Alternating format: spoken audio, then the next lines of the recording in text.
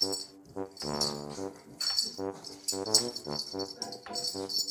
a video. Okay.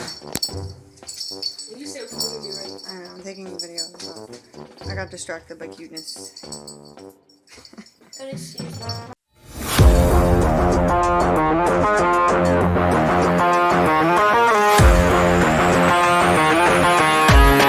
اهلا بيكم في برنامجنا حياة كلب.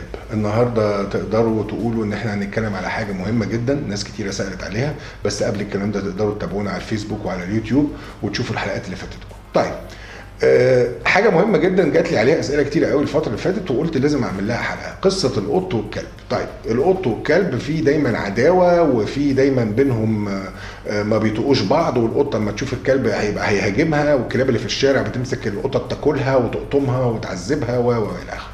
طيب هل انا ممكن اربي قط وكلب؟ الحقيقه انك ممكن تربي قط وكلب، بس لازم الاثنين يجوا في سن صغير.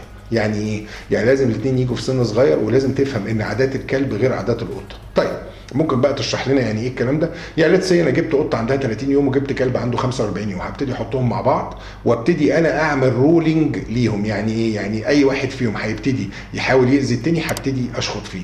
الحاجه الثانيه مفيش مانع خالص ان انا ابتدي ااكلهم الاثنين في وجودهم مع بعض. الحاجه الثالثه الكلب هيبتدي يلعب ببقه، لازم هنا اقيمه واقول له لا، ولما القطه تيجي تبتدي تحاول تضرب الكلب بايديها ابتدي احذرها عشان ما يحصلش ايه؟ ان هي ممكن لا قدر الله تعور عينه، وممكن هو يبتدي يستخدم بقه ويبقى يبدا عمليه العنف. الحاجه الثالثه اللي احنا ممكن نعمل ايه؟ ان احنا دايما نقعدهم ساعه النوم مع بعض، ساعه الاكل مع بعض، ساعه الطبطبه عليهم مع بعض، فاللي يحصل ايه؟ يحصل نوع من الالفه بين الكلب والقط. الحاجه الثانيه ناس كتيره جدا بتقول لك طيب انا عندي كلبي جوه البيت لطيف جدا مع القط، لكن لما بيخرج في الشارع ويشوف قطه بيبقى عايز يقسمها اتنين. طيب هو الحقيقه ان اتيتيود القطه اللي في الشارع هو اللي غلط مش كلبك. يعني اول ما القطه بتشوفه بتروح رافعه نفسها عامله زي حرف 8 كده ومقنفده، واللي بيحصل بتبتدي تبخ فيه وعشان تهاجمه، فرد الفعل بتاع الكلب هيبقى ايه؟ ان هو بيكرشها او بيحاول ان هو يهب فيها عشان يبعدها، لان هو شايف منها ان في خطر. تمام؟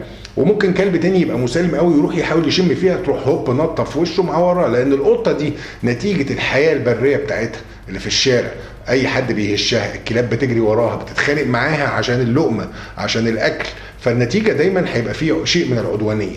وبالتالي ما ينفعش ان انا اخلي كلبي يبقى لطيف مع قطه في الشارع، الا لو القطط دي بتخش عندي البيت، الموضوع مختلف. يعني بتخش القطط دي عندي البيت مثلا في الجنينه وانا كلبي في الجنينه وبحط لهم طبق ياكلوا فيه وهو سايبهم بطبيعته مسالم، يبقى دي حاجه برضو راجعه لطبيعته. طيب لكن هل انا ممكن انشئ علاقه طبيعيه؟ ممكن طبعا يبقى في علاقه طبيعيه ولطيفه بين كلب وقط، ولكن لازم تجيب الاثنين مع بعض. لكن ما تتوقعش ان الكلب هيبقى لطيف مع قطه من الشارع، او القطه اللي من الشارع هتبقى لطيفه مع كلب من البيت. دي حاجه. الحاجه الثانيه اللي انت لازم تفهمها ان لازم تبقى انت حكم بين الاثنين، لان انت جايب صنفين مختلفين.